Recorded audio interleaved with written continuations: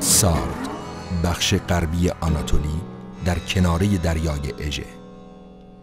عصر طلایی تمدن اژه در سال 650 قبل از میلاد با ورود به تجارت دریایی در حوزه دریای سیاه و دریای مدیترانه آغاز می شود. در این عصر لیدیه با مرکزیت سارد تمامی آناتولی غربی را به مدت 2 قرن در حاکمیت خود دارد.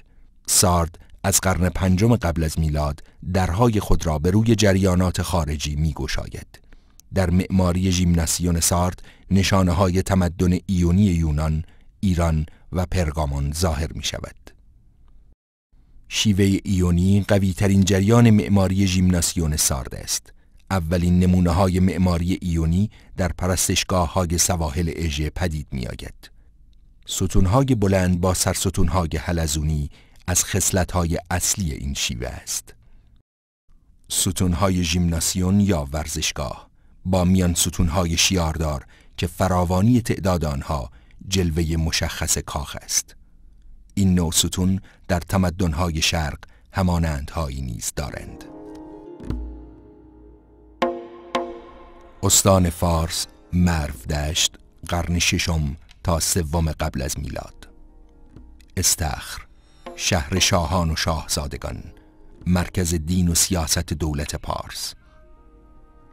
ابتکار این نوع طرح شیار در ستونها دستاورد مهم هنر تبلیغی هخامنشی بود با کارکردی دوگانه: تمایل به تلقین حرکت عمودی و مرتفع نشان دادن بیش از حد ستونها و نیز تمهیدی برای انتقال نرم و آرام از ستون به سرستون.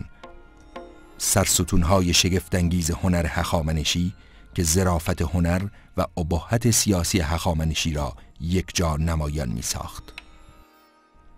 تخت جمشید، مرودشت، اواخر قرن 6 قبل از میلاد. بی تردید در تاریخ معماری ایران هیچگاه ستونهایی به قدرت و شگفت‌انگیزی دوران هخامنشی ظهور نکرده است. ستون به عنوان عنصر اصلی معماری هخامنشی، نوآوری معماران پارس در تخت جمشید یا پارسه، بنیان مرکزی حکومت یک پارچه آسیا، حکومتی که توسط داریوش کبیر اداره میشد. ایجاد راه شاهی از شوش به سارد توسط داریوش شاهکار ارتباطی تاریخ و پیوند بی‌نظیر بین ساتراپ نشین‌های دولت هخامنشی بود. تأثیر تمدن و فرهنگ ایران بر سارد بعد از 200 سال با یورش اسکندر بر آسیای صغیر به پایان رسید و سارد به یک دولت شهر تماماً هلنی تبدیل گردید. از آن پس بناهایی با سبک و سیاق معماری یونانی و رومی در سارد قد برافراشت.